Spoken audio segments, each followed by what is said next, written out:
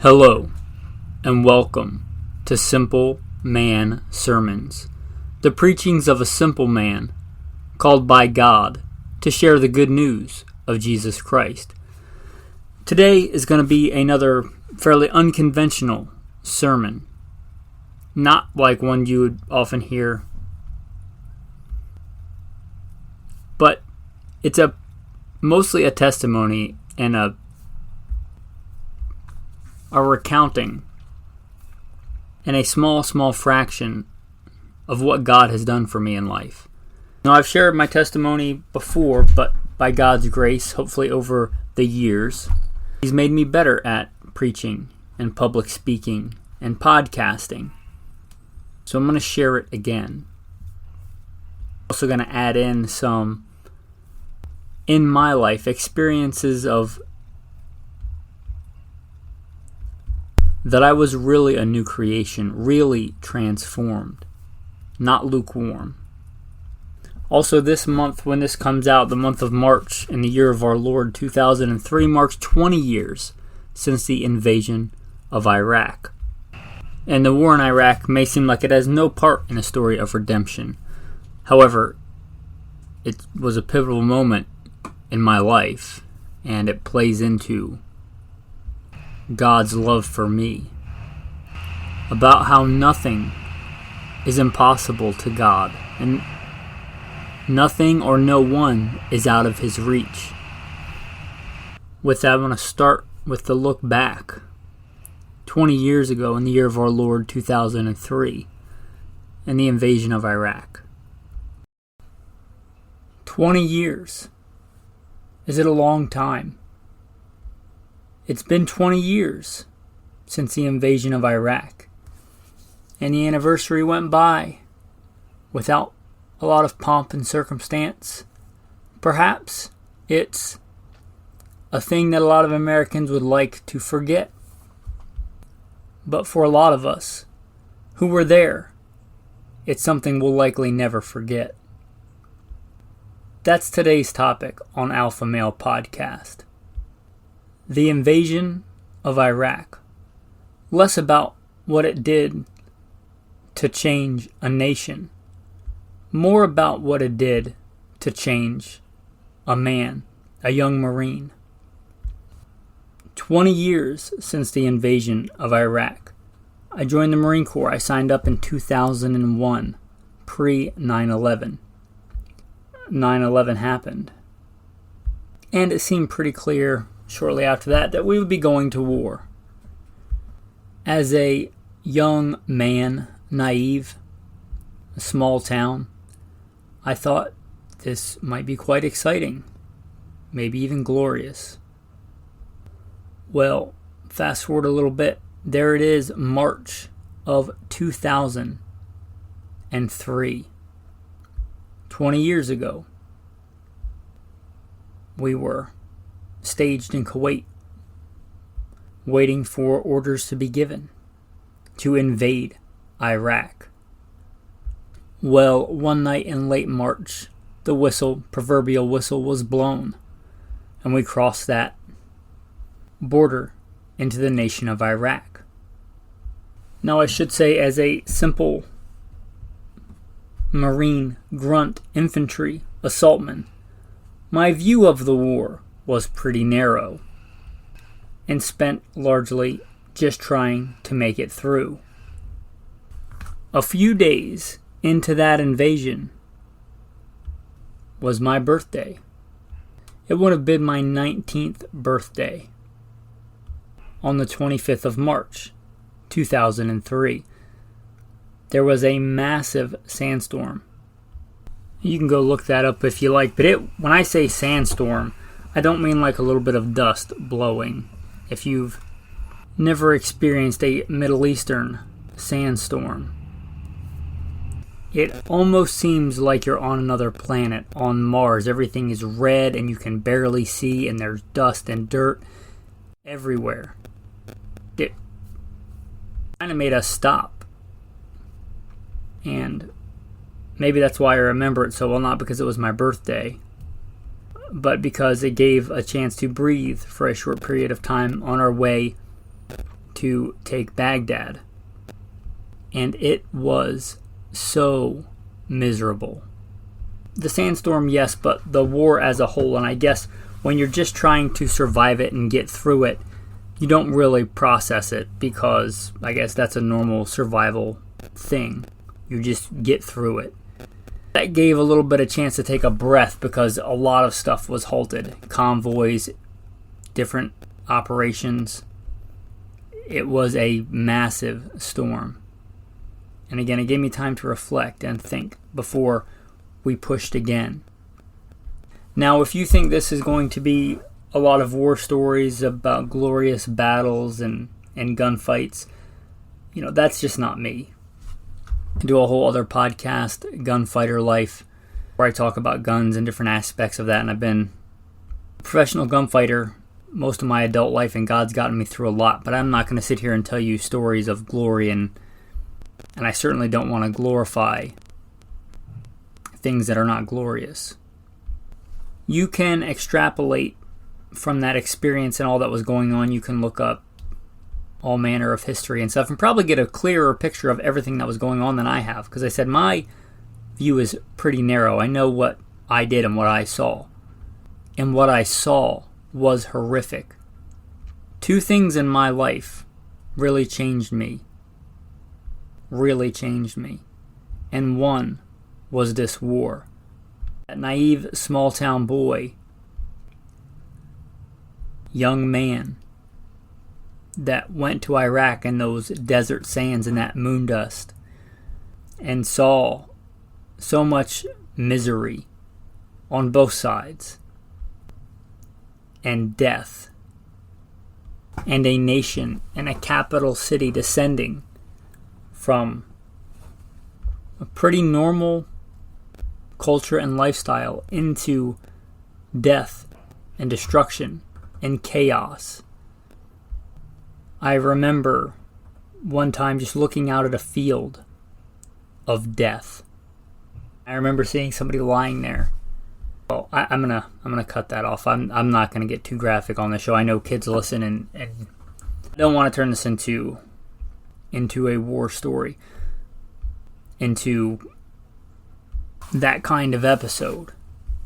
But the point of that is, I don't know how you could, as a man, see those kinds of things and go through those kind of times and not be changed. How could you see such suffering and misery and atrocity and death and not be changed? I don't know.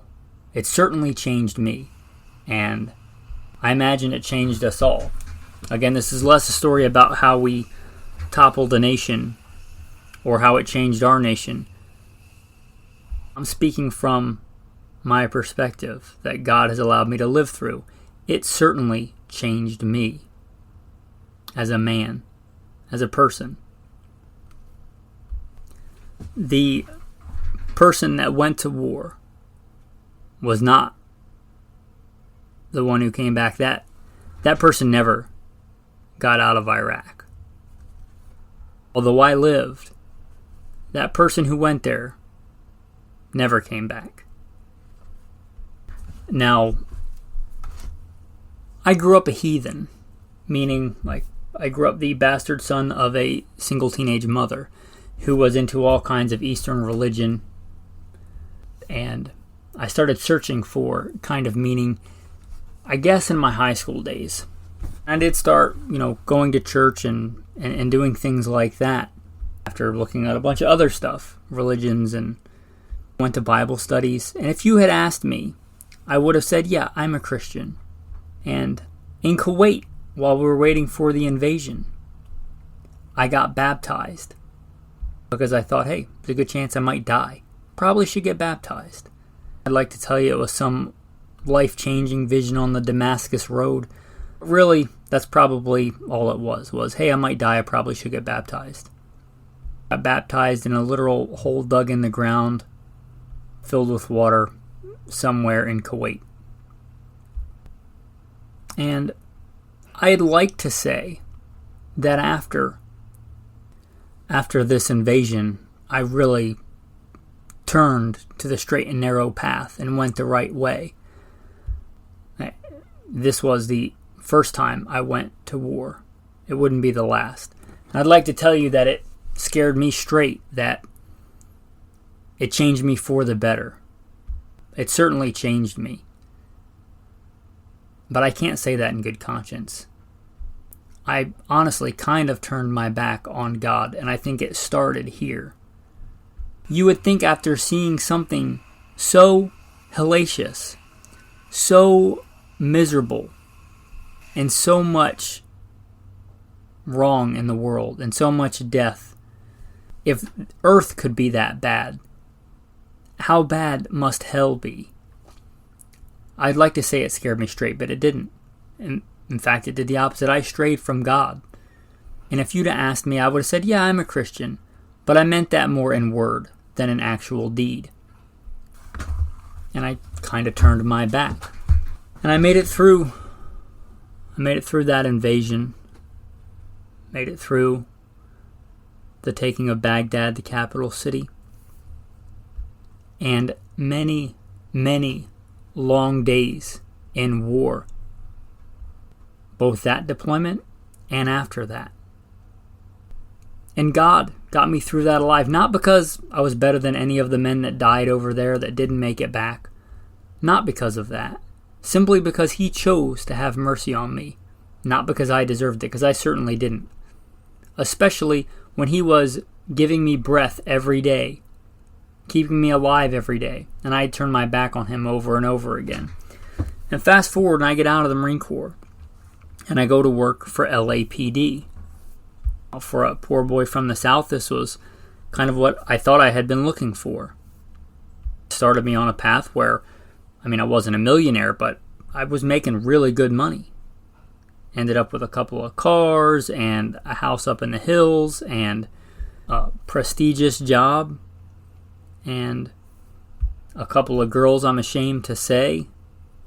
A fiance and a girlfriend on the side, and just the things that culture and society say are going to make you happy. Drinking, going out, parties, the things that culture says is going to make you happy. I had all that. And here's the scary part. I was miserable. I was as miserable internally as I was in those sands in Iraq. Maybe more so. Because at the time, I probably could rationalize that this is really, really bad, but it'll get better. Things will get better. Although externally they got better, I was still empty inside. All those things that I tried to have a fulfilled life, money and women and a prestigious job with power, a decent house, a nice car. God allowed me to have all those things. And I realized there was nothing in them. And late one night, searching, I had gone back to reading my Bible. Again, if you'd asked me, I'd have said I was a Christian. But I meant it more in word than in deed. And one night, I thought about ending it all. I was done. I had all this stuff that was supposed to make me happy in life, and I was miserable. Truly depressed. And I thought I can just end it. I drove my Crown Victoria, old police cruiser, behind a church. And I literally contemplated ending everything in my life. And this is the second time that I really changed as a man. And this time, for the better, much more than the first. And not because I'm good, but because God chose to have mercy on me. Instead of ending it all, I got down on my knees in the rain, in the middle of the night, because I worked grave shift, and gave my life to God. And unlike when I got baptized in Kuwait, unlike when I went to church in high school, I actually meant it. Because I had tried living this life without God, and there was nothing in it. No matter how much I got, there was nothing in it. It was a dead, empty life. And instead of ending it, I gave my life to God, because I had certainly made a mess of it, especially internally. And even more than that young, naive person disappeared in the sands of Iraq, I was changed. I was a new creation. And I'm gonna be honest, that's quite a bit more than I like sharing in a public forum on a podcast, but I meant it when I said I gave my life to God. All that I have belongs to God. And that includes my life, whatever it is. And if this testimony can help someone out there, maybe you're a veteran who's struggling.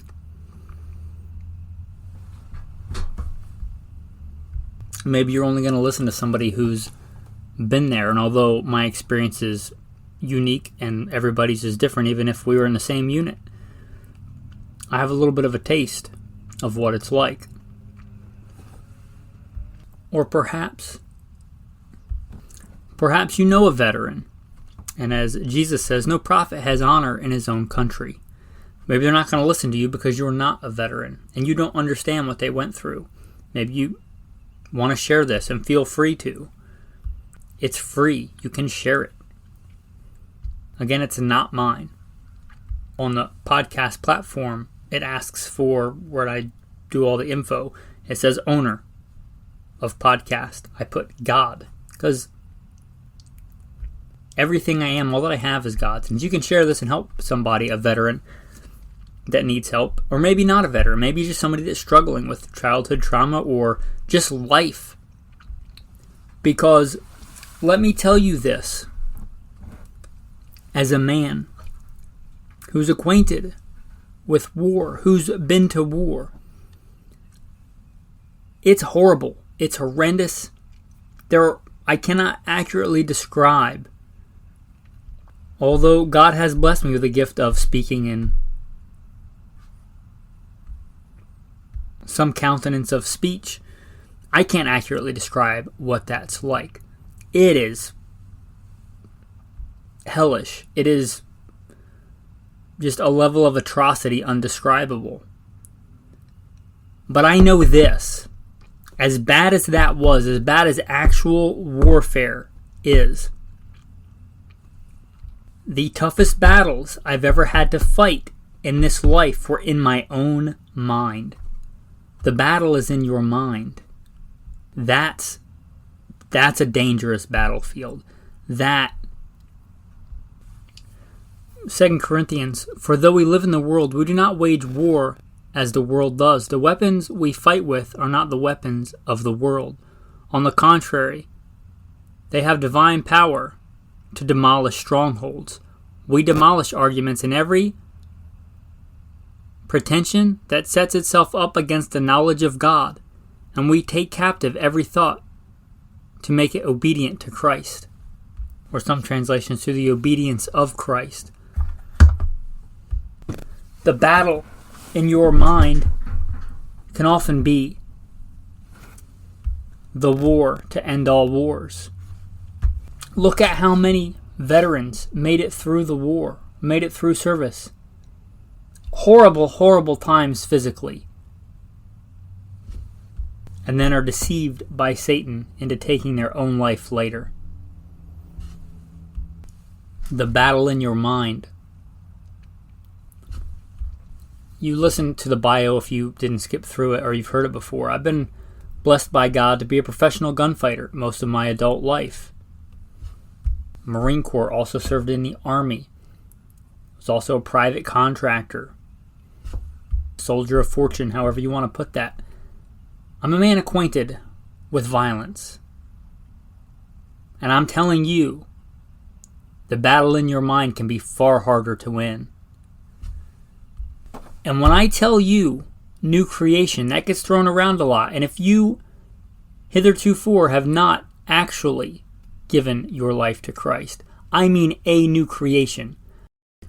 And here's, I think, the difference for me. Instead of being somebody who said he was a Christian and went to God when I wanted him to do something for me all the time, and there's a good and a healthy place to say, God, help me with this, or to ask God for things. We're supposed to ask God for things. But instead of living my life the way I wanted to and just going to God for him to do what I wanted to do, being changed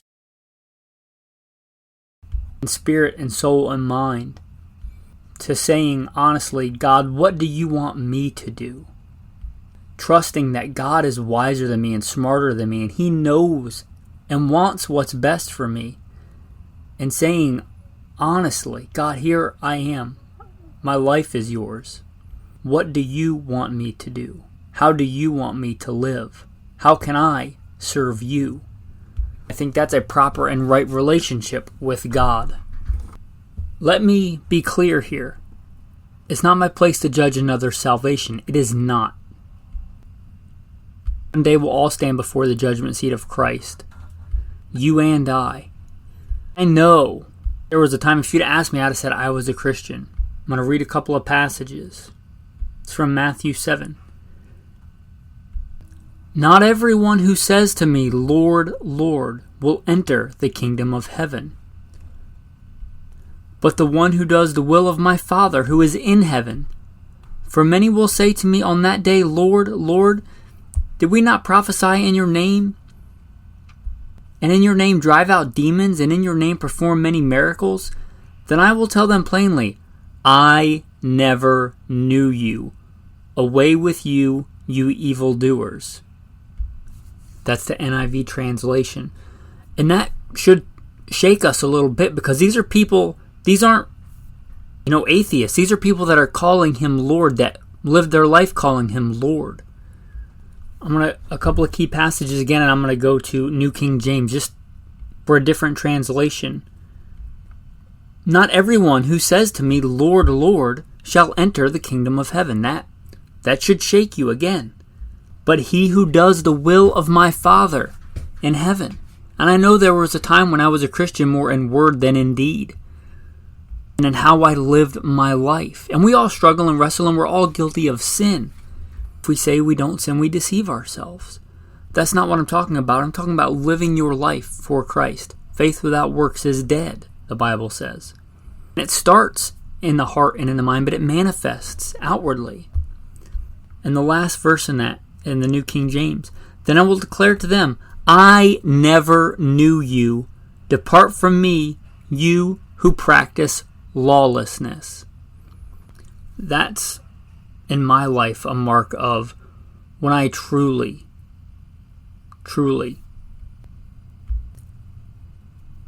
was changed. When I stopped living for what I wanted and making me the center of my life and putting God where He belongs rightfully as my Lord and the center of everything.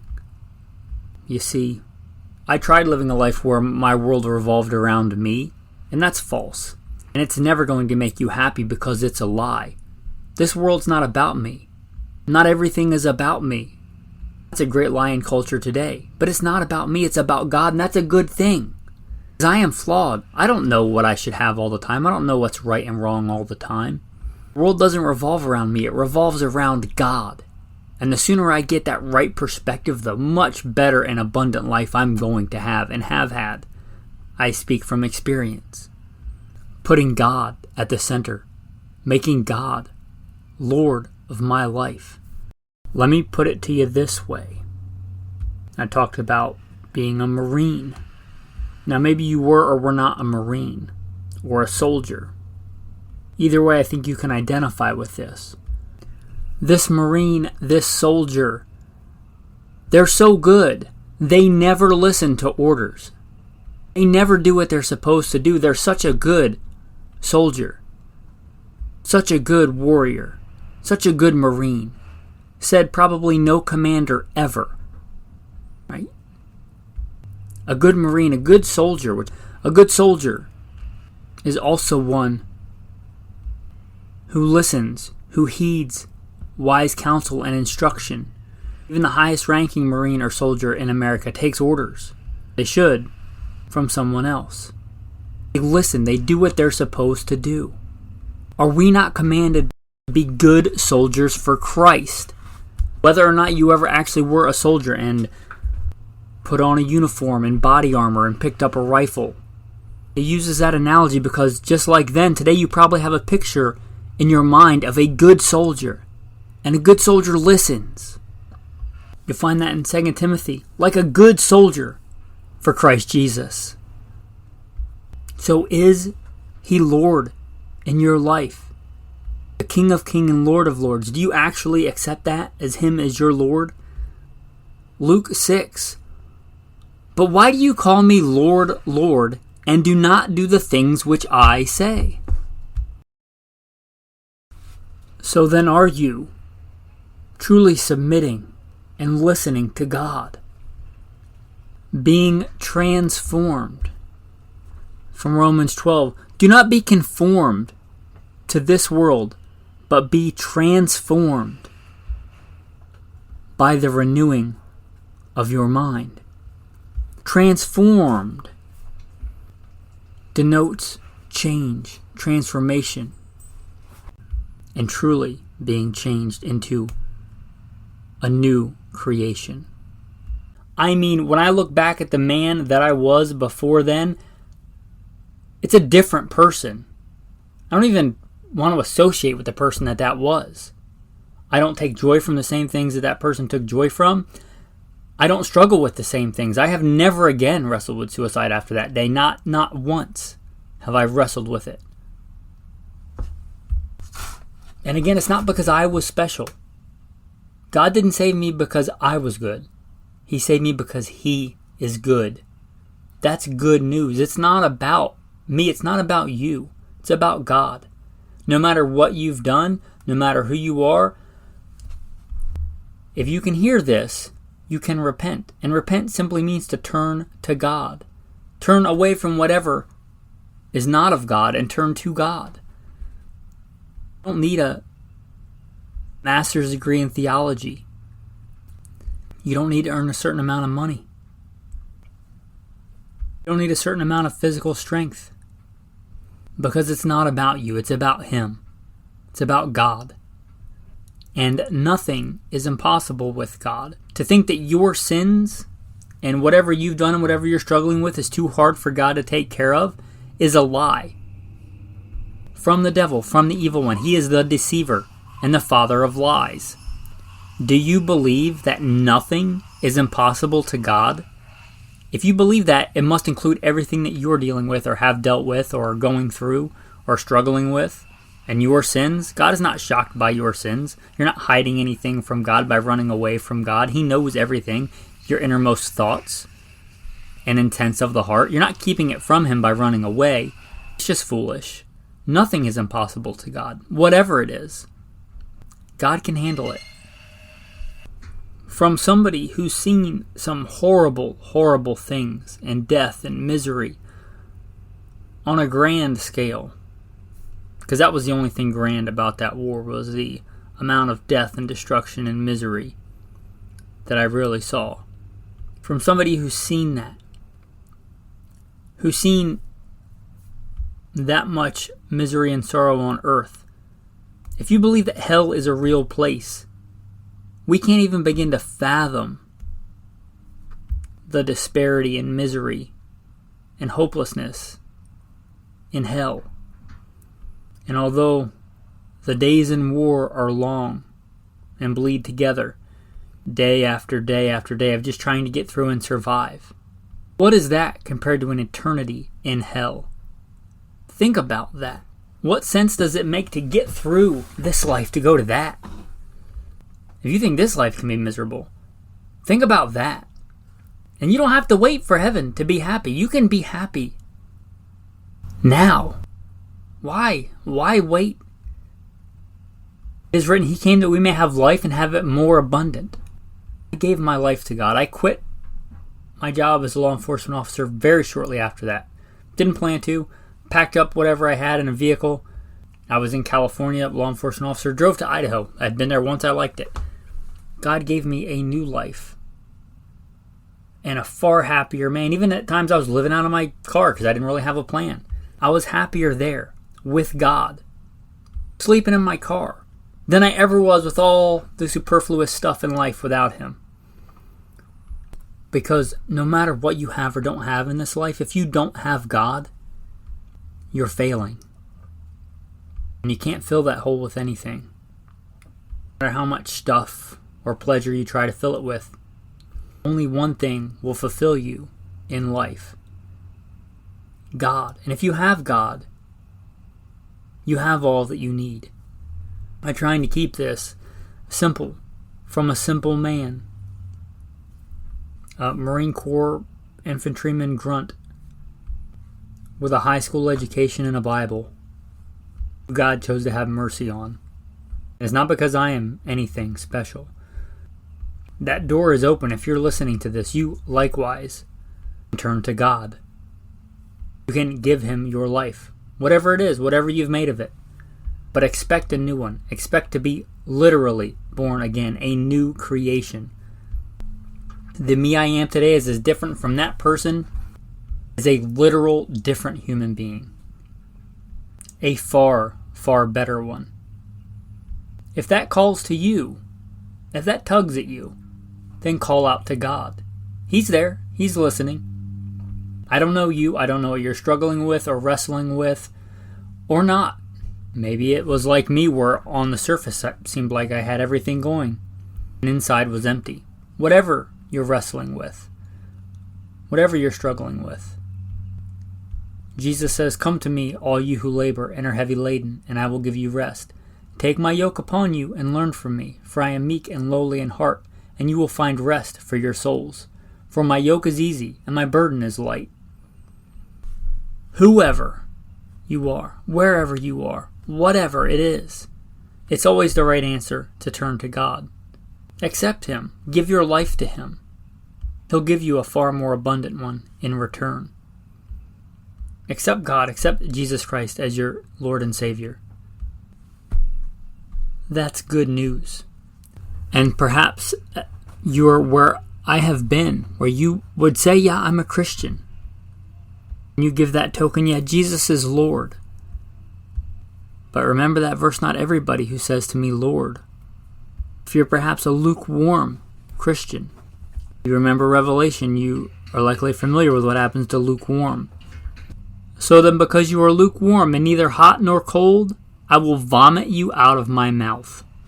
Again, should scare you, should shake you up a little bit. So instead of just saying it, is He really Lord? A Lord, making Him Lord, not just saying it, means that He's in control, that He has control. Do you follow orders like a good soldier? Do you have Him as your master, your commander in life? Not lukewarm, but on fire for God. With Him at the center of your life. I would submit, give everything you have to God. Give your life up to God. Because Jesus gave His life up for you on the cross. He died for us. Should we not also live for Him? With that, thanks for listening and have a blessed day.